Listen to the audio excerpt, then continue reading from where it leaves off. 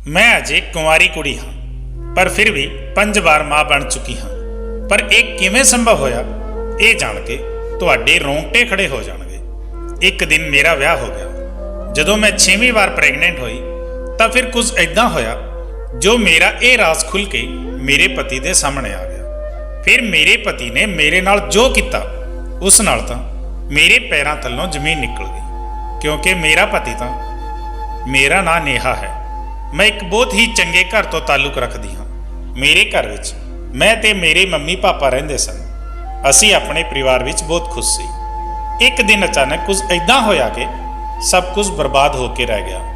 मैं ते मेरे मम्मी पापा असी तिन्ने लोग शॉपिंग मॉल तो घर वापस आ रहे सी।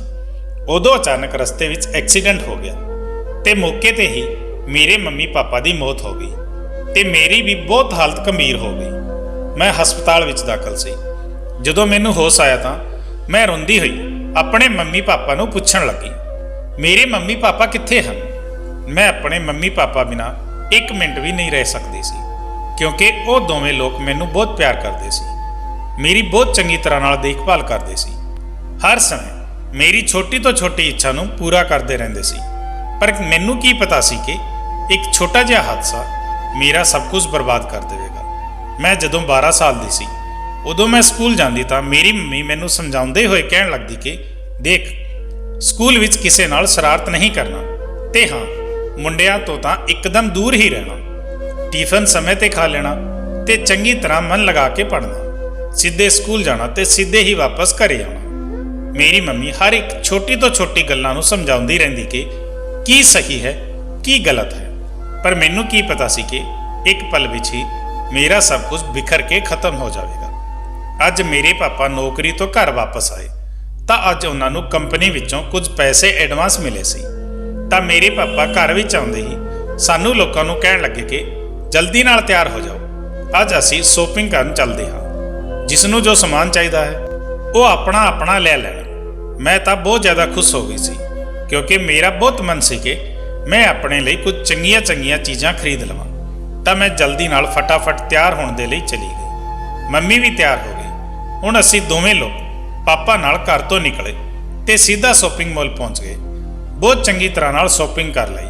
असीं लोग शॉपिंग करके वापस आउण लगे तो अचानक रस्ते विच साडे तिन्नां दा एक्सीडेंट हो गया। उस तो बाद मैनू कुछ भी नहीं पता है।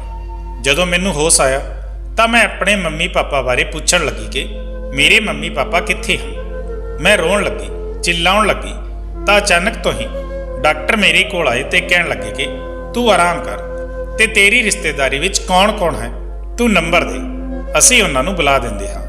उन्हां दे मूँह तो इदां दी गल सुण के तां मेरे रोंगटे खड़े हो गए। मैं रोंदी हुई डॉक्टर साहब नूं पुछण लगी कि तुसीं दस्सो मेरे मम्मी पापा कित्थे हन।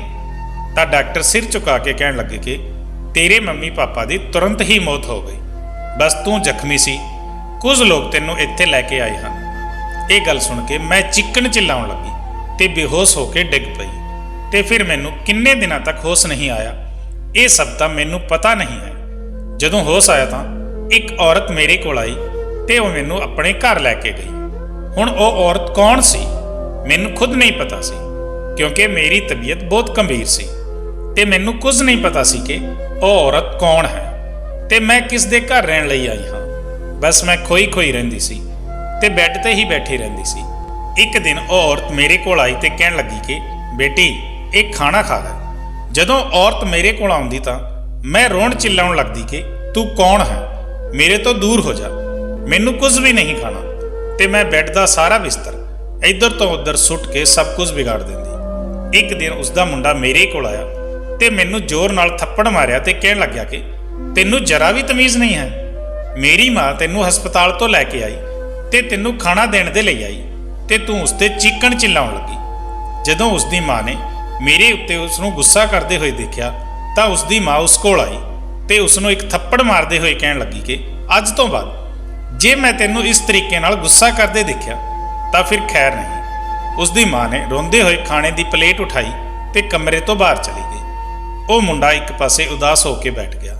फिर मेरे कोल आया तो मैनू समझाउण लग्या कि देख तू चंगी तरह रहा कर। पर मैं फिर भी चिल्लाउंदे होण कहण लगी कि मैनू अपने मम्मी पापा कोल जाना है, ਮੇਰੇ ਮੰਮੀ ਪਾਪਾ ਕਿੱਥੇ ਹਨ। ਹੁਣ ਮੈਂ ਉਸਨੂੰ ਕਿਵੇਂ ਦੱਸਾਂ ਕਿ ਉਸਦੇ ਮੰਮੀ ਪਾਪਾ ਦੀ ਮੌਤ ਹੋ ਗਈ ਹੈ ਤੇ ਤਬੀਅਤ ਖਰਾਬ ਹੋਣ ਦੀ ਵਜ੍ਹਾ ਨਾਲ ਉਸਨੂੰ ਕੁਝ ਵੀ ਯਾਦ ਨਹੀਂ ਹੈ। ਮੈਂ ਉਸਨੂੰ ਉਸਦੇ ਕਮਰੇ ਵਿੱਚ ਛੱਡ ਕੇ ਆਪਣੇ ਕਮਰੇ ਵਿੱਚ ਚਲਾ ਗਿਆ। ਮੇਰੀ ਮਾਂ ਮੇਰੇ ਕੋਲ ਆਈ ਤੇ ਮੈਨੂੰ ਕਹਿਣ ਲੱਗੀ, ਦੇਖ ਪੁੱਤ, ਉਸਦੀ ਤਬੀਅਤ ਬਹੁਤ ਖਰਾਬ ਹੈ। ਡਾਕਟਰਾਂ ਨੇ ਕਿਹਾ ਹੈ ਕਿ ਜੇ ਉਸਨੂੰ ਸਾਨੂੰ ਸਹੀ ਕਰਨਾ ਹੈ ਤਾਂ ਸਾਨੂੰ ਉਸਦੇ ਮੁਤਾਬਕ ਰਹਿਣਾ ਹੋਵੇਗਾ। ਉਹ ਜੋ ਕਹੇਗੀ ਸਾਨੂੰ ਉਹੀ ਕਰਨਾ ਹੋਵੇਗਾ। ਇਸ ਲਈ ਅਸੀਂ ਉਸਨੂੰ ਗੁੱਸਾ ਨਹੀਂ ਕਰ ਸਕਦੇ, ਬਸ ਕੇਵਲ ਉਸਨੂੰ ਪਿਆਰ ਨਾਲ ਸਮਝਾ ਸਕਦੇ ਹਾਂ ਤੇ ਉਸਨੂੰ ਹਰ ਇੱਕ ਚੀਜ਼ ਸਿਖਾ ਸਕਦੇ ਹਾਂ, ਕਿਉਂਕਿ ਉਸਦੀ ਦਿਮਾਗੀ ਹਾਲਤ ਵੀ ਕੁਝ ਠੀਕ ਨਹੀਂ ਹੈ। ਇਹ ਕਹਿੰਦੇ ਕਹਿੰਦੇ ਮੇਰੀ ਮਾਂ ਦੀਆਂ ਅੱਖਾਂ ਵਿੱਚੋਂ ਹੰਝੂ ਨਿਕਲਣ ਲੱਗੇ ਤੇ ਮੈਂ ਬੋਲਿਆ, ਮਾਂ ਤੁਸੀਂ ਚਿੰਤਾ ਨਾ ਕਰੋ, ਉਹ ਬਿਲਕੁਲ ਠੀਕ ਹੋ ਜਾਵੇਗੀ। ਅਸੀਂ ਦੋਵੇਂ ਇਹੀ ਸਭ ਗੱਲਾਂ ਕਰ ਰਹੇ ਸੀ ਕਿ ਰਸੋਈ ਵਿੱਚੋਂ ਭਾਂਡਿਆਂ ਦੀ ਆਵਾਜ਼ ਆਈ। ਫਿਰ ਮੈਂ ਤੇ ਮੇਰੀ ਮੰਮੀ ਤੁਰੰਤ ਰਸੋਈ ਵੱਲ ਭੱਜੇ। ਰਸੋਈ ਵੱਲ ਜਾ ਕੇ ਅਸੀਂ ਦੋਵਾਂ ਨੇ ਜੋ ਦੇਖਿਆ ਉਸ ਨੂੰ ਦੇਖ ਕੇ ਸਾਨੂੰ ਥੋੜੀ ਜਿਹੀ ਖੁਸ਼ੀ ਮਿਲੀ, ਕਿਉਂਕਿ ਮਾਂ ਜੋ ਖਾਣਾ ਬਣਾ ਕੇ ਛੱਡ ਦਿੱਤਾ ਸੀ ਉਹ ਕੁੜੀ ਉਹੀ ਖਾਣਾ ਖਾ ਰਹੀ ਸੀ। ਅਸੀਂ ਉਸ ਨੂੰ ਰਸੋਈ ਵਿੱਚ ਛੱਡ ਕੇ ਆਪਣੇ ਕਮਰੇ ਵਿੱਚ ਚਲੇ ਗਏ। ਥੋੜੀ ਦੇਰ ਬਾਅਦ ਉਹ ਕੁੜੀ ਮੇਰੇ ਕਮਰੇ ਵਿੱਚ ਆਈ ਤੇ ਕਹਿਣ ਲੱਗੀ ਕਿ ਮੇਰੇ ਮੰਮੀ ਪਾਪਾ ਕਿੱਥੇ ਹਨ, ਮੇਰੇ ਮੰਮੀ ਪਾਪਾ ਕਦੋਂ ਆਉਣਗੇ। ਉਸਦੀ ਇਦਾਂ ਦੀ ਹਾਲਤ ਦੇਖ ਕੇ ਤਾਂ ਇਦਾਂ ਲੱਗਦਾ ਸੀ ਜਿਵੇਂ ਉਸਦੀ ਦਿਮਾਗੀ ਹਾਲਤ ਬਹੁਤ ਜ਼ਿਆਦਾ ਖਰਾਬ ਹੈ। ਥੋੜਾ ਥੋੜਾ ਪਾਗਲਪਨ ਦਾ ਅਸਰ ਵੀ ਹੋ ਗਿਆ ਹੈ। ਫਿਰ ਅਸੀਂ ਉਸ ਨੂੰ ਸਮਝਾਉਂਦੇ ਹੋਏ ਕਹਿ ਦਿੱਤਾ ਸੀ, ਤੇਰੇ ਮੰਮੀ ਪਾਪਾ ਕੁਝ ਦਿਨਾਂ ਲਈ ਕਿਤੇ ਦੂਰ ਚਲੇ ਗਏ ਹਨ, ਇਸ ਲਈ ਹੁਣ ਤੂੰ ਸਾਡੇ ਕੋਲ ਹੀ ਰਹੇਗੀ। ਉਸ ਨੂੰ ਅਜੇ ਤੱਕ ਨਹੀਂ ਪਤਾ ਸੀ ਕਿ ਮੇਰੀ ਮਾਂ ਉਸਦੀ ਮਾਸੀ ਹੈ ਤੇ ਮੈਂ ਉਸਦਾ ਭਰਾ ਹਾਂ। ਫਿਰ ਨੇਹਾ ਕਹਿਣ ਲੱਗੀ, ਉਹ ਔਰਤ ਕਿੱਥੇ ਹੈ। ਮੈਂ ਉਸ ਨੂੰ ਸਮਝਾਉਂਦੇ ਹੋਏ ਕਿਹਾ ਕਿ ਉਹ ਔਰਤ ਤੇਰੀ ਮਾਸੀ ਹੈ, ਤੂੰ ਉਸ ਨੂੰ ਮਾਸੀ ਕਿਹਾ ਕਰ। ਮੇਰੀ ਗੱਲ ਸੁਣ ਕੇ ਕਹਿਣ ਲੱਗੀ ਕਿ ਮਾਸੀ ਕਿੱਥੇ ਹੈ। ਮੈਂ ਉਸ ਨੂੰ ਨਾਲ ਦੇ ਕਮਰੇ ਦਾ ਰਸਤਾ ਦੱਸ ਦਿੱਤਾ। ਨੇਹਾ ਮੰਮੀ ਦੇ ਕਮਰੇ ਵਿੱਚ ਚਲੀ ਗਈ। ਹੁਣ ਹੌਲੀ ਹੌਲੀ ਨੇਹਾ ਨੂੰ ਵੀ ਸਾਡੇ ਲੋਕਾਂ ਦੀ ਸਮਝਾਈ ਹੋਈ ਗੱਲਾਂ ਦਾ ਥੋੜਾ ਥੋੜਾ ਅਸਰ ਹੋਣ ਲੱਗਿਆ ਸੀ। ਨਹੀਂ ਤਾਂ ਕੁਝ ਵੀ ਕਹਿਣ ਤੋਂ ਪਹਿਲਾਂ ਹੀ ਪੂਰੇ ਘਰ ਨੂੰ ਆਪਣੇ ਸਿਰ ਤੇ ਚੁੱਕ ਲੈਂਦੀ ਸੀ। ਹੁਣ ਹੌਲੀ ਹੌਲੀ ਨੇਹਾ ਵਿੱਚ ਸੁਧਾਰ ਵੀ ਆ ਗਿਆ ਸੀ। ਮੇਰੀ ਮੰਮੀ ਇੱਕ ਦਿਨ ਮੈਨੂੰ ਕਹਿਣ ਲੱਗੀ ਕਿ ਨੇਹਾ ਨੂੰ ਲੈ ਜਾ ਤੇ ਕਿਤੇ ਬਾਹਰ ਘੁਮਾ ਲਿਆ, ਥੋੜਾ ਬਹੁਤ ਘੁੰਮੇਗੀ ਤਾਂ ਇਸ ਦੀ ਤਬੀਅਤ ਠੀਕ ਹੋਵੇਗੀ। ਮੈਂ ਵੀ ਕਹਿ ਦਿੱਤਾ ਕਿ ਠੀਕ ਹੈ ਮੰਮੀ, ਮੈਂ ਇਸ ਨੂੰ ਲੈ ਕੇ ਜਾਂਦਾ ਹਾਂ ਤੇ ਕਿਤੇ ਘੁਮਾ ਕੇ ਲੈ ਆਉਂਦਾ ਹਾਂ। ਮੈਂ ਨੇਹਾ ਨੂੰ ਲੈ ਕੇ ਪਾਰਕ ਵਿੱਚ ਚਲਾ ਗਿਆ। ਨੇਹਾ ਬਹੁਤ ਹੀ ਸੋਹਣੀ ਕੁੜੀ ਸੀ, ਪਰ ਉਸ ਦੀ ਦਿਮਾਗੀ ਹਾਲਤ ਖਰਾਬ ਹੋਣ ਦੀ ਵਜ੍ਹਾ ਨਾਲ ਉਹ ਠੀਕ ਤਰ੍ਹਾਂ ਨਾਲ ਆਪਣੀ ਦੇਖਭਾਲ ਨਹੀਂ ਕਰ ਸਕਦੀ ਸੀ। ਕਿਵੇਂ ਰਹਿਣਾ ਹੈ, ਕਿੱਥੇ ਖੜਾ ਹੋਣਾ ਹੈ, ਕਿਵੇਂ ਕੱਪੜੇ ਪਾਉਣੇ ਹਨ, ਉਹ ਸਭ ਮੈਨੂੰ ਤੇ ਮੇਰੀ ਮਾਂ ਨੂੰ ਹੀ ਦੇਖਣਾ ਪੈਂਦਾ ਸੀ। ਫਿਰ ਅਚਾਨਕ ਤੋਂ ਪਾਰਕ ਵਿੱਚ ਆਈਸਕ੍ਰੀਮ ਵਾਲਾ ਦਿਖ ਗਿਆ ਤੇ ਉਹ ਸਿਰ ਪਟਕ ਪਟਕ ਕੇ ਕਹਿਣ ਲੱਗੀ ਕਿ ਮੈਨੂੰ ਆਈਸਕ੍ਰੀਮ ਚਾਹੀਦੀ ਹੈ, ਮੈਨੂੰ ਆਈਸਕ੍ਰੀਮ ਚਾਹੀਦੀ ਹੈ। ਮੈਂ ਵੀ ਉਸ ਨੂੰ ਉੱਥੇ ਹੀ ਬਿਠਾ ਦਿੱਤਾ ਤੇ ਉਸ ਨੂੰ ਕਿਹਾ ਕਿ ਇੱਥੇ ਹੀ ਬੈਠਣਾ, ਮੈਂ ਤੇਰੇ ਲਈ ਆਈਸਕ੍ਰੀਮ ਲੈ ਕੇ ਆਉਂਦਾ ਹਾਂ। ਜਿਵੇਂ ਹੀ ਮੈਂ ਆਈਸਕ੍ਰੀਮ ਲੈਣ ਗਿਆ ਤੇ ਵਾਪਸ ਆਇਆ ਤਾਂ ਮੇਰੀ ਹੋਸ਼ ਉੱਡ ਗਈ। ਮੈਨੂੰ ਕੀ ਪਤਾ ਸੀ ਕਿ ਮੈਂ ਆਈਸਕ੍ਰੀਮ ਲੈਣ ਜਾਊਂਗਾ ਤੇ ਫਿਰ ਇਹ ਸਭ ਕੁਝ ਹੋ ਜਾਵੇਗਾ। ਜੇ ਮੈਨੂੰ ਪਹਿਲਾਂ ਹੀ ਪਤਾ ਹੁੰਦਾ ਤਾਂ ਮੈਂ ਉਸ ਨੂੰ ਆਪਣੇ ਨਾਲ ਹੀ ਲੈ ਕੇ ਜਾਂਦਾ। ਹੁਣ ਮੈਂ ਬਹੁਤ ਜ਼ਿਆਦਾ ਪਰੇਸ਼ਾਨੀ ਵਿੱਚ ਆ ਗਿਆ ਸੀ। ਜਦੋਂ ਮੈਂ ਵਾਪਸ ਆਇਆ ਤਾਂ ਨੇਹਾ ਉੱਥੇ ਨਹੀਂ ਸੀ। ਹੁਣ ਮੈਂ ਪੂਰੇ ਪਾਰਕ ਵਿੱਚ ਇੱਧਰ ਉੱਧਰ ਲੱਭਣ ਲੱਗਿਆ, ਪਰ ਮੈਨੂੰ ਕਿਤੇ ਵੀ ਨਹੀਂ ਮਿਲੀ। ਹੁਣ ਮੈਂ ਬਹੁਤ ਜ਼ਿਆਦਾ ਡਰਨ ਲੱਗਿਆ ਸੀ ਕਿ ਆਖਰ ਨੇਹਾ ਗਈ ਤਾਂ ਗਈ ਕਿੱਥੇ। ਉਹ ਬਹੁਤ ਹੀ ਜ਼ਿਆਦਾ ਸੋਹਣੀ ਸੀ, ਇਸ ਲਈ ਮੈਨੂੰ ਬਸ ਇੱਕ ਹੀ ਚੀਜ਼ ਦਾ ਡਰ ਸੀ। ਵੈਸੇ ਵੀ ਉਸਦਾ ਦਿਮਾਗ ਸਹੀ ਨਹੀਂ ਸੀ, ਪਰ ਮੇਰੇ ਮਨ ਵਿੱਚ ਬਹੁਤ ਹੀ ਅਜੀਬ ਖਿਆਲ ਆਉਣ ਲੱਗੇ, ਕਿਉਂਕਿ ਮੇਰੀ ਮੰਮੀ ਨੇ ਉਸਦੀ ਜ਼ਿੰਮੇਵਾਰੀ ਮੈਨੂੰ ਦੇ ਕੇ ਬਾਹਰ ਘੁੰਮਣ ਲਈ ਭੇਜਿਆ ਸੀ। ਜੇ ਉਸ ਨੂੰ ਕੁਝ ਹੋ ਗਿਆ ਤਾਂ ਮੇਰੀ ਮੰਮੀ ਵੀ ਜਿਉਂਦੇ ਜੀ ਮਰ ਜਾਵੇਗੀ, ਕਿਉਂਕਿ ਨੇਹਾ ਦੇ ਮੰਮੀ ਪਾਪਾ ਦੇ ਮਰਨ ਤੋਂ ਬਾਅਦ ਬਸ ਅਸੀਂ ਦੋ ਲੋਕ ਹੀ ਸੀ ਜੋ ਉਸਦੀ ਪਰਵਰਿਸ਼ ਕਰ ਸਕਦੇ ਸੀ। ਮੈਂ ਲੋਕਾਂ ਨੂੰ ਉਸਦੀ ਤਸਵੀਰ ਦਿਖਾ ਕੇ ਪੁੱਛਣ ਲੱਗਿਆ ਕਿ ਤੁਸੀਂ ਇਸ ਕੁੜੀ ਨੂੰ ਇੱਥੋਂ ਜਾਂਦੇ ਹੋਏ ਦੇਖਿਆ ਹੈ, ਪਰ ਲੋਕ ਫੋਟੋ ਦੇਖ ਕੇ ਕਹਿਣ ਲੱਗੇ ਕਿ ਨਹੀਂ, ਅਸੀਂ ਤਾਂ ਇਸ ਨੂੰ ਨਹੀਂ ਦੇਖਿਆ। ਹੁਣ ਮੈਂ ਪੂਰੀ ਤਰ੍ਹਾਂ ਨਾਲ ਬਹੁਤ ਜ਼ਿਆਦਾ ਘਬਰਾ ਗਿਆ ਸੀ। ਘੱਟ ਤੋਂ ਘੱਟ 4 ਤੋਂ 5 ਘੰਟੇ ਹੋ ਗਏ ਤੇ ਨੇਹਾ ਮੈਨੂੰ ਨਹੀਂ ਮਿਲੀ। ਹੁਣ ਮੈਂ ਉਦਾਸ ਹੋ ਕੇ ਘਰ ਵਾਪਸ ਆਉਣ ਲੱਗਿਆ ਤਾਂ ਹੁਣ ਜੋ ਮੰਜ਼ਰ ਮੇਰੇ ਸਾਹਮਣੇ ਸੀ ਉਸ ਨੂੰ ਦੇਖ ਕੇ ਤਾਂ ਮੇਰੇ ਪੈਰਾਂ ਥੱਲੋਂ ਜ਼ਮੀਨ ਨਿਕਲ ਗਈ। ਇਹ ਦੇਖ ਕੇ ਤਾਂ ਮੇਰੇ ਰੋਂਗਟੇ ਖੜੇ ਹੋ ਗਏ। ਆਖਰ ਇਹ ਸਭ ਹੋ ਕੀ ਰਿਹਾ ਸੀ? ਆਖਰ ਨੇਹਾ ਇਦਾਂ ਕਿਉਂ ਖੜੀ ਸੀ? ਆਖਰ ਉਸ ਦੇ ਨਾਲ ਹੋਇਆ ਕੀ ਸੀ? ਮੈਂ ਤਾਂ ਪੂਰੀ ਤਰ੍ਹਾਂ ਨਾਲ ਘਬਰਾ ਗਿਆ ਸੀ। ਮੈਂ ਤੁਰੰਤ ਨੇਹਾ ਕੋਲ ਗਿਆ ਤੇ ਉਸ ਨੂੰ ਪੁੱਛਣ ਲੱਗਿਆ ਕਿ ਨੇਹਾ, ਇਹ ਸਭ ਕੀ ਹੈ? ਹੁਣ ਨੇਹਾ ਵਿਚਾਰੀ, ਉਸ ਦੀ ਦਿਮਾਗੀ ਹਾਲਤ ਠੀਕ ਨਹੀਂ ਸੀ। ਉਸ ਨੂੰ ਕੀ ਪਤਾ ਹੋਵੇਗਾ ਕਿ ਉਸ ਨਾਲ ਕੀ ਹੋਇਆ ਹੈ। ਇੱਕ ਔਰਤ ਉਸ ਦੇ ਕੋਲ ਖੜੀ ਸੀ। ਮੈਂ ਉਸ ਨੂੰ ਪੁੱਛਿਆ ਕਿ ਆਖਰ ਇਦਾਂ ਕੀ ਹੋਇਆ? ਇਸ ਦੇ ਕੱਪੜੇ ਕਿਉਂ ਫਟੇ ਹਨ? ਔਰਤ ਮੈਨੂੰ ਗੁੱਸਾ ਕਰਦੇ ਹੋਏ ਕਹਿਣ ਲੱਗੀ ਕਿ ਇਹ ਤੇਰੀ ਗਲਤੀ ਹੈ। ਜਦੋਂ ਤੂੰ ਜਾਣਦਾ ਹੈ ਕਿ ਇਸ ਦੀ ਤਬੀਅਤ ਠੀਕ ਨਹੀਂ ਹੈ ਤਾਂ ਤੂੰ ਇਸ ਨੂੰ ਆਪਣੇ ਨਾਲ ਨਹੀਂ ਰੱਖ ਸਕਦਾ ਸੀ। ਔਰਤ ਤਾਂ ਮੈਨੂੰ ਚੀਕ ਕੇ ਗੁੱਸਾ ਕਰਨ ਲੱਗੀ ਸੀ। ਉਸਨੇ ਜੋ ਗੱਲ ਬੋਲੀ ਤਾਂ ਮੇਰੇ ਕੰਨ ਦੇ ਪਰਦੇ ਹੀ ਫਟ ਗਏ। ਔਰਤ ਕਹਿਣ ਲੱਗੀ ਕਿ ਇਸ ਨਾਲ ਦੋ ਮੁੰਡਿਆਂ ਨੇ ਮਿਲ ਕੇ ਜ਼ੋਰ ਜ਼ਬਰਦਸਤੀ ਕੀਤੀ ਹੈ। ਉਹ ਤਾਂ ਚੰਗਾ ਹੋਇਆ ਕਿ ਮੈਂ ਅਚਾਨਕ ਇੱਥੇ ਪਹੁੰਚ ਗਈ। ਉਹ ਲੋਕ ਮੈਨੂੰ ਦੇਖ ਕੇ ਡਰ ਕੇ ਭੱਜ ਗਏ, ਨਹੀਂ ਤਾਂ ਪਤਾ ਨਹੀਂ ਇਸ ਨਾਲ ਹੋਰ ਕੀ ਹੁੰਦਾ। ਇਸ ਵਿਚਾਰੀ ਦੀ ਤਾਂ ਵੈਸੇ ਹੀ ਦਿਮਾਗੀ ਹਾਲ ਠੀਕ ਨਹੀਂ ਹੈ। ਇਸ ਨੂੰ ਕੀ ਪਤਾ ਰਹੇਗਾ ਕਿ ਇਸ ਨਾਲ ਕੀ ਹੋ ਰਿਹਾ ਹੈ, ਗਲਤ ਹੋ ਰਿਹਾ ਹੈ ਜਾਂ ਚੰਗਾ ਹੋ ਰਿਹਾ ਹੈ, ਤੇ ਤੇਰੀ ਜ਼ਿੰਮੇਵਾਰੀ ਹੈ ਇਸ ਨੂੰ ਠੀਕ ਢੰਗ ਨਾਲ ਰੱਖ। ਔਰਤ ਮੈਨੂੰ ਸਮਝਾਉਂਦੇ ਹੋਏ ਉੱਥੋਂ ਨਿਕਲ ਗਈ। ਹੁਣ ਮੈਂ ਉਸ ਨੂੰ ਘਰ ਲੈ ਕੇ ਵਾਪਸ ਆਇਆ ਤੇ ਆਪਣੀ ਮਾਂ ਨੂੰ ਕੁਝ ਨਹੀਂ ਕਿਹਾ, ਨਹੀਂ ਤਾਂ ਮੇਰੀ ਮਾਂ ਪਰੇਸ਼ਾਨ ਹੋ ਜਾਂਦੀ ਤੇ ਮੇਰੇ ਉੱਪਰ ਤੋਂ ਭਰੋਸਾ ਵੀ ਉੱਠ ਜਾਂਦਾ, ਕਿਉਂਕਿ ਮੇਰੀ ਮਾਂ ਨੇ ਮੈਨੂੰ ਬਹੁਤ ਵਿਸ਼ਵਾਸ ਨਾਲ ਕਹਿ ਕੇ ਭੇਜਿਆ ਸੀ ਕਿ ਇਸ ਦਾ ਪੂਰੇ ਤਰੀਕੇ ਨਾਲ ਧਿਆਨ ਰੱਖਣਾ ਤੇ ਇਸ ਨੂੰ ਘੁਮਾ ਕੇ ਲਿਆਉਣਾ। ਮੇਰੀ ਇੱਕ ਲਾਪਰਵਾਹੀ ਦੀ ਵਜ੍ਹਾ ਨਾਲ ਇਸ ਨਾਲ ਬਹੁਤ ਹੀ ਗਲਤ ਹਰਕਤ ਹੋ ਗਈ। ਮੈਨੂੰ ਨਹੀਂ ਪਤਾ ਸੀ ਕਿ ਉਹ ਲੋਕ ਕੌਣ ਸੀ। ਹੁਣ ਨੇਹਾ ਪਹਿਲਾਂ ਤੋਂ ਹੋਰ ਵੀ ਜ਼ਿਆਦਾ ਉਦਾਸ ਰਹਿਣ ਲੱਗੀ ਸੀ। ਮਾਂ ਮੈਨੂੰ ਕਹਿੰਦੀ ਕਿ ਪਤਾ ਨਹੀਂ ਨੇਹਾ ਨੂੰ ਕੀ ਹੋ ਗਿਆ ਹੈ ਕਿ ਉਹ ਅਚਾਨਕ ਤੋਂ ਬਹੁਤ ਹੀ ਖੋਈ ਜਿਹੀ ਰਹਿੰਦੀ ਹੈ। ਮੈਂ ਹੁਣ ਮਾਂ ਨੂੰ ਕਿਵੇਂ ਦੱਸਦਾ ਕਿ ਉਸ ਨਾਲ ਬਹੁਤ ਹੀ ਗਲਤ ਕੰਮ ਹੋਇਆ ਹੈ। ਹੁਣ ਮੈਂ ਇਹ ਸਾਰੀ ਗੱਲ ਵੀ ਨਹੀਂ ਕਰ ਸਕਦਾ ਸੀ। ਮੈਂ ਮਾਂ ਨੂੰ ਕਿਹਾ ਇਸ ਦੀ ਵੈਸੇ ਹੀ ਤਬੀਅਤ ਖਰਾਬ ਹੈ, ਇਸ ਲਈ ਉਹ ਜ਼ਿਆਦਾ ਖੋਈ ਜਿਹੀ ਰਹਿੰਦੀ ਹੈ, ਹੌਲੀ ਠੀਕ ਹੋ ਜਾਵੇਗੀ। ਇੱਕ ਦਿਨ ਉਸ ਦੀ ਤਬੀਅਤ ਅਚਾਨਕ ਤੋਂ ਥੋੜੀ ਜ਼ਿਆਦਾ ਖਰਾਬ ਲੱਗੀ ਤਾਂ ਮੈਂ ਉਸ ਨੂੰ ਤੁਰੰਤ ਹਸਪਤਾਲ ਲੈ ਕੇ ਚਲਾ ਗਿਆ। ਮਾਂ ਘਰ ਵਿੱਚ ਨਹੀਂ ਸੀ, ਉਹ ਕਿਸੇ ਕੰਮ ਤੋਂ ਬਾਹਰ ਗਈ ਹੋਈ ਸੀ, ਇਸ ਲਈ ਮੈਂ ਉਸ ਨੂੰ ਇਕੱਲੇ ਹੀ ਹਸਪਤਾਲ ਲੈ ਕੇ ਚਲਾ ਗਿਆ। ਜਦੋਂ ਹਸਪਤਾਲ ਪਹੁੰਚਾ ਤਾਂ ਉਸ ਨੂੰ ਲੇਡੀ ਡਾਕਟਰ ਕੋਲ ਦਾਖਲ ਕਰਵਾ ਦਿੱਤਾ। ਥੋੜੀ ਹੀ ਦੇਰ ਦੇ ਬਾਅਦ ਡਾਕਟਰ ਬਾਹਰ ਨਿਕਲੀ ਤੇ ਜੋ ਗੱਲ ਬੋਲੀ ਉਸ ਨੂੰ ਸੁਣਨਾ ਮੈਂ ਕਦੇ ਸੁਪਨੇ ਵਿੱਚ ਵੀ ਨਹੀਂ ਸੋਚ ਸਕਦਾ ਸੀ ਕਿ ਨੇਹਾ ਨਾਲ ਇੰਨਾ ਗਲਤ ਹੋਇਆ ਹੈ। ਹੁਣ ਮੈਨੂੰ ਖੁਦ ਤੋਂ ਵੀ ਬਹੁਤ ਜ਼ਿਆਦਾ ਨਫ਼ਰਤ ਹੋਣ ਲੱਗੀ। ਮੈਂ ਇੱਕ ਮੁੰਡਾ ਸੀ, ਆਖਰ ਉਸ ਦੀ ਦੇਖਭਾਲ ਕਿਵੇਂ ਨਾ ਕਰ ਸਕਿਆ। ਡਾਕਟਰ ਨਿਕਲੀ ਤੇ ਕਹਿਣ ਲੱਗੀ ਕਿ ਇੱਕ ਤਾਂ ਇਸ ਦੀ ਦਿਮਾਗੀ ਹਾਲਤ ਠੀਕ ਨਹੀਂ ਹੈ ਤੇ ਇਸ ਨਾਲ 5 ਲੋਕਾਂ ਨੇ ਗਲਤ ਕੰਮ ਕੀਤਾ ਹੈ। ਆਖਰ ਤੁਸੀਂ ਲੋਕ ਇੰਨੇ ਪਰਵਾਹ ਕਿਵੇਂ ਹੋ ਸਕਦੇ ਹੋ? ਉਸ ਦੀ ਤਾਂ ਹਾਲਤ ਪਹਿਲਾਂ ਤੋਂ ਹੀ ਇੰਨੀ ਖਰਾਬ ਹੈ ਤੇ ਉੱਪਰ ਤੋਂ ਉਹ ਪ੍ਰੈਗਨੈਂਟ ਹੋ ਗਈ ਹੈ। ਹੁਣ ਉਹ ਬੱਚੇ ਨੂੰ ਕਿਵੇਂ ਜਨਮ ਦੇਵੇਗੀ? ਹੁਣ ਤਾਂ ਇਹ ਗੱਲ ਸੁਣ ਕੇ ਮੇਰੇ ਪੈਰਾਂ ਥੱਲੋਂ ਜ਼ਮੀਨ ਨਿਕਲ ਗਈ। ਮੈਂ ਤਾਂ ਕਦੇ ਸੁਪਨੇ ਵਿੱਚ ਵੀ ਨਹੀਂ ਸੋਚਿਆ ਸੀ। ਹੁਣ ਮੈਂ ਮਾਂ ਨੂੰ ਇਹ ਸਭ ਕਿਵੇਂ ਦੱਸ ਸਕਦਾ ਸੀ? ਆਖਿਰ ਮੈਂ ਕਦੋਂ ਤੱਕ ਲਗਾਉਂਦਾ? ਇੱਕ ਨਾ ਇੱਕ ਦਿਨ ਤਾਂ ਮਾਂ ਨੂੰ ਇਹ ਸਾਰੀ ਗੱਲ ਪਤਾ ਚੱਲ ਹੀ ਜਾਂਦੀ। ਹੁਣ ਮੈਂ ਸੋਚਦੇ ਹੋਏ ਨੇਹਾ ਦਾ ਹੱਥ ਫੜ ਕੇ ਉਸ ਨੂੰ ਘਰ ਵਾਪਸ ਲੈ ਕੇ ਆ ਰਿਹਾ ਸੀ ਕਿ ਅਚਾਨਕ ਫਿਰ ਸਾਡੇ ਦੋਵਾਂ ਦਾ ਇੱਕ ਛੋਟਾ ਜਿਹਾ ਐਕਸੀਡੈਂਟ ਹੋ ਗਿਆ। ਮੈਂ ਤੇ ਨੇਹਾ ਰੋਡ ਤੇ ਬੇਹੋਸ਼ ਹੋ ਕੇ ਡਿੱਗ ਪਏ। ਜਦੋਂ ਹੋਸ਼ ਆਇਆ ਤਾਂ ਮੈਂ ਤੇ ਨੇਹਾ ਨੇੜੇ ਦੇ ਹਸਪਤਾਲ ਵਿੱਚ ਹੀ ਦਾਖਲ ਸੀ। ਨੇਹਾ ਨੂੰ ਵੀ ਹੁਣ ਯਾਦ ਆ ਗਿਆ ਸੀ। ਉਹ ਮੇਰੇ ਕੋਲ ਆਈ ਤੇ ਕਹਿਣ ਲੱਗੀ ਕਿ ਭਾਈ ਮੇਰੇ ਮੰਮੀ ਪਾਪਾ ਕਿੱਥੇ ਹਨ?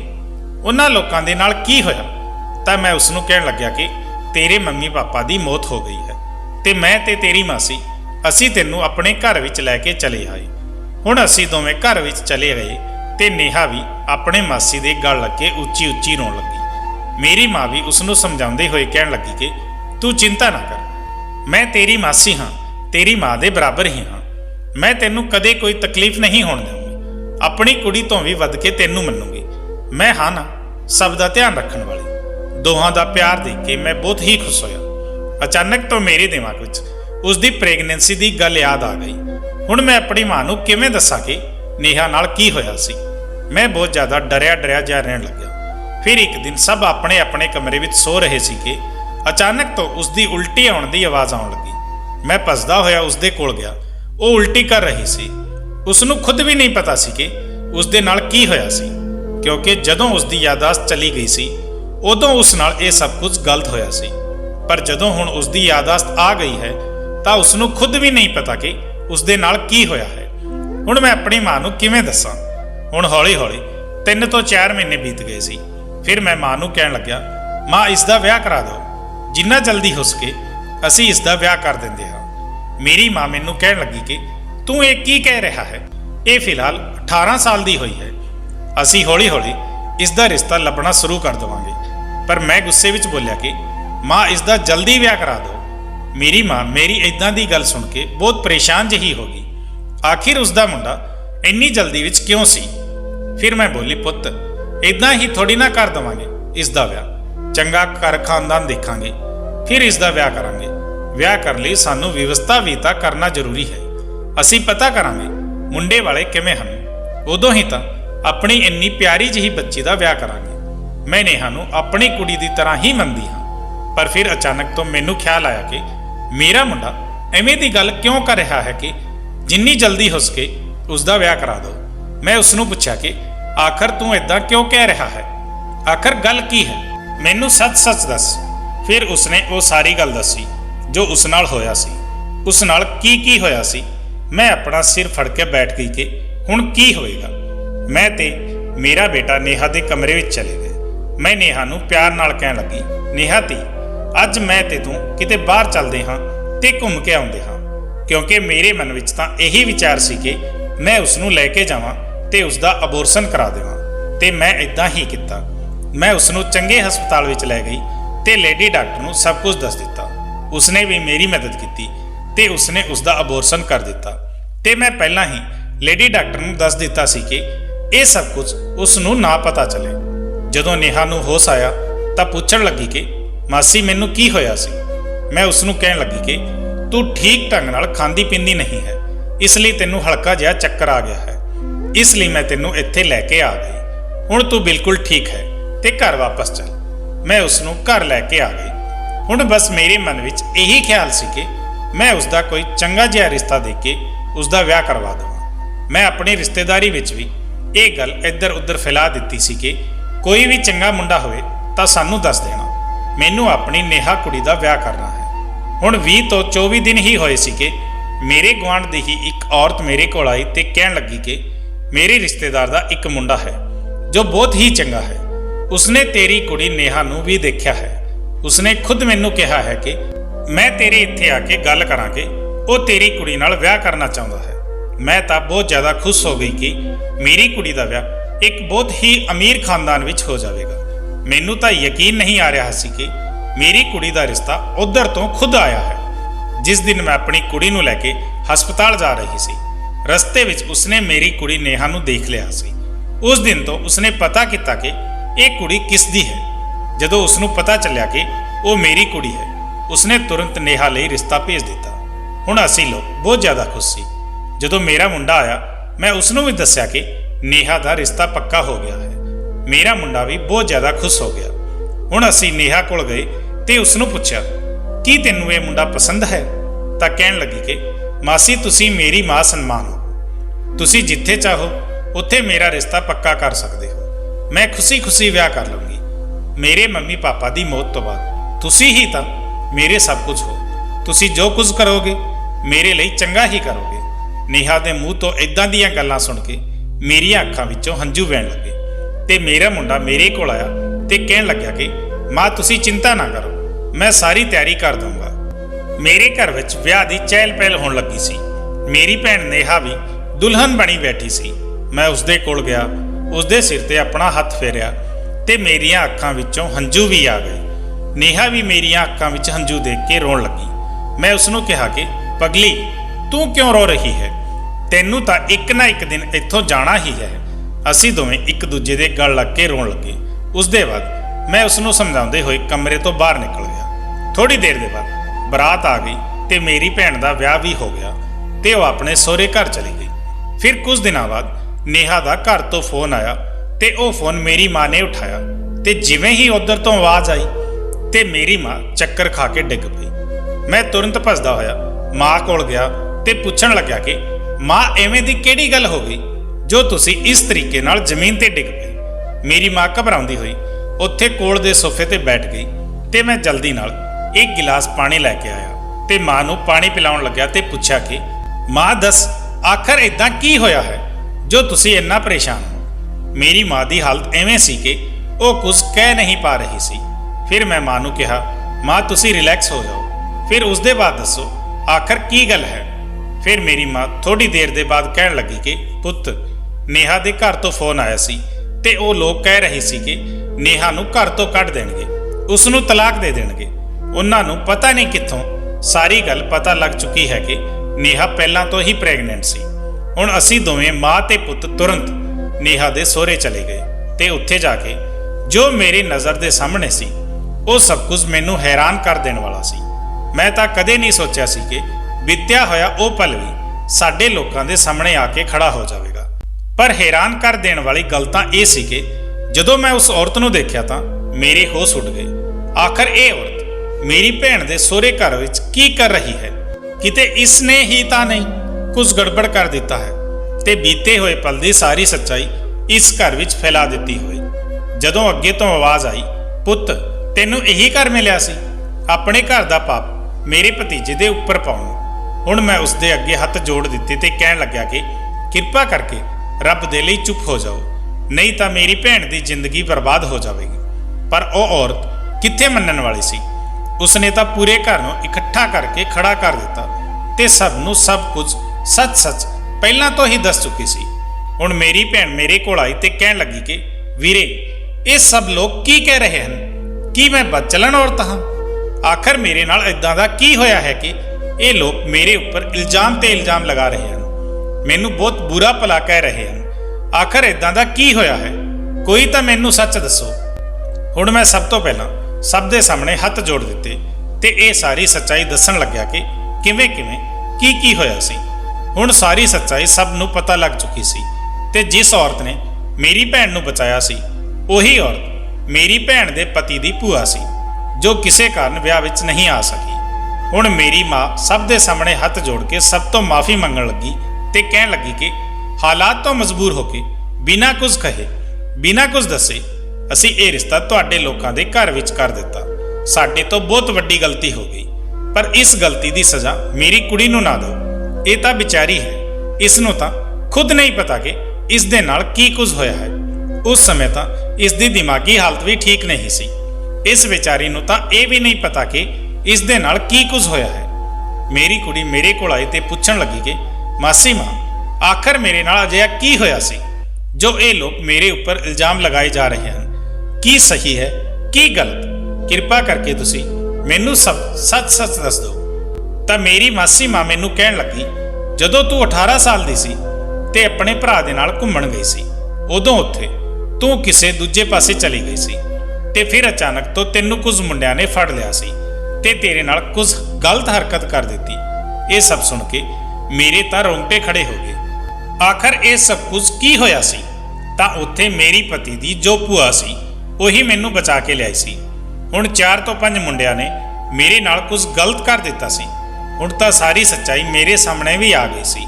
ਹੁਣ ਮੈਂ ਕਿਸੇ ਨੂੰ ਆਪਣੀ ਸ਼ਕਲ ਵੀ ਦਿਖਾਉਣ ਦੇ ਕਾਬਿਲ ਨਹੀਂ ਸੀ, ਪਰ ਫਿਰ ਵੀ ਹਿੰਮਤ ਕਰਕੇ ਇੱਕ ਵਾਰ ਆਪਣੇ ਪਤੀ ਦੇ ਕੋਲ ਗਈ ਤੇ ਉਸ ਨੂੰ ਕਹਿਣ ਲੱਗੀ ਕਿ ਮੈਨੂੰ ਮਾਫ ਕਰ ਦਿਓ। ਮੈਨੂੰ ਕੁਝ ਨਹੀਂ ਪਤਾ ਸੀ ਕਿ ਮੇਰੇ ਨਾਲ ਕੀ ਕੁਝ ਹੋਇਆ ਹੈ। ਜੇ ਮੈਨੂੰ ਪਹਿਲਾਂ ਤੋਂ ਪਤਾ ਹੁੰਦਾ ਤਾਂ ਮੈਂ ਇਹ ਵਿਆਹ ਹਰਗਿਜ਼ ਨਹੀਂ ਕਰਦੀ। ਜੇ ਕਰਦੀ ਵੀ ਤਾਂ ਸਭ ਤੋਂ ਪਹਿਲਾਂ ਮੈਂ ਸਾਰੀ ਗੱਲ ਦੱਸ ਦਿੰਦੀ, ਉਸ ਦੇ ਬਾਅਦ ਜੋ ਹੁੰਦਾ ਸੋ ਹੁੰਦਾ।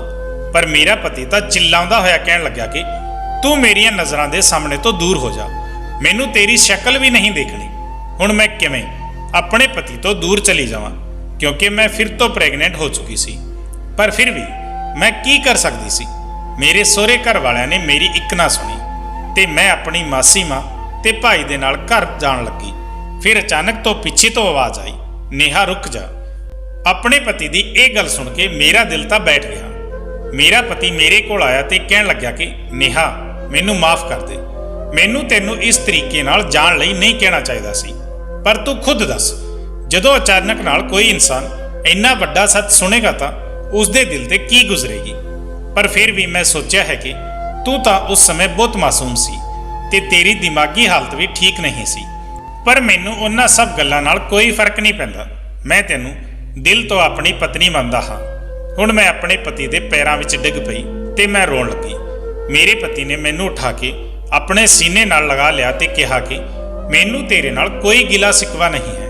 ਮੈਂ ਤੇ ਮੇਰੇ ਪਤੀ ਭੂਆ ਦੇ ਕੋਲ ਗਏ ਤੇ ਉਹਨਾਂ ਨੂੰ ਵੀ ਕਹਿਣ ਲੱਗੇ ਕਿ ਭੂਆ, ਮੈਨੂੰ ਮਾਫ ਕਰ ਦੇ, ਮੈਨੂੰ ਇਸ ਸਭ ਦੇ ਬਾਰੇ ਵਿੱਚ ਕੁਝ ਪਤਾ ਨਹੀਂ ਸੀ। ਮੇਰੇ ਪਤੀ ਵੀ ਕਹਿਣ ਲੱਗੇ ਕਿ ਹਾਂ ਭੂਆ, ਜੋ ਹੋਇਆ ਹੁਣ ਅਸੀਂ ਬੀਤੇ ਹੋਈ ਗੱਲਾਂ ਨੂੰ ਭੁਲਾ ਕੇ ਇੱਕ ਨਵੀਂ ਜ਼ਿੰਦਗੀ ਦੀ ਸ਼ੁਰੂਆਤ ਕਰਦੇ ਹਾਂ। ਮੇਰੀ ਭੂਆ ਵੀ ਆਸ਼ੀਰਵਾਦ ਦਿੰਦੇ ਹੋਏ ਕਹਿਣ ਲੱਗੀ ਕਿ ਤੁਸੀਂ ਲੋਕ ਹਮੇਸ਼ਾ ਖੁਸ਼ ਰਹੋ, ਆਬਾਦ ਰਹੋ। ਹੁਣ ਮੇਰੀ ਮਾਸੀ ਮਾਂ ਤੇ ਮੇਰਾ ਭਰਾ ਦੋਵੇਂ ਲੋਕ ਆਪਣੇ ਘਰ ਚਲੇ ਗਏ ਤੇ ਮੈਂ ਆਪਣੇ ਸਹੁਰੇ ਘਰ ਵਿੱਚ ਬਹੁਤ ਖੁਸ਼ ਰਹਿਣ ਲੱਗੀ ਸੀ। ਮੇਰੇ ਪਤੀ ਵੀ ਮੈਨੂੰ ਬਹੁਤ ਮੰਨਦੇ ਸੀ। ਬੀਤੇ ਹੋਏ ਪਲ ਨੂੰ ਅਸੀਂ ਲੋਕ ਭੁੱਲ ਗਏ ਤੇ ਇੱਕ ਨਵੀਂ ਜ਼ਿੰਦਗੀ ਦੀ ਸ਼ੁਰੂਆਤ ਕੀਤੀ। ਦੋਸਤੋ, ਹੁਣ ਤੁਸੀਂ ਹੀ ਦੱਸੋ ਕਿ ਇਸ ਵਿੱਚ ਮੇਰਾ ਕੀ ਕਸੂਰ ਸੀ।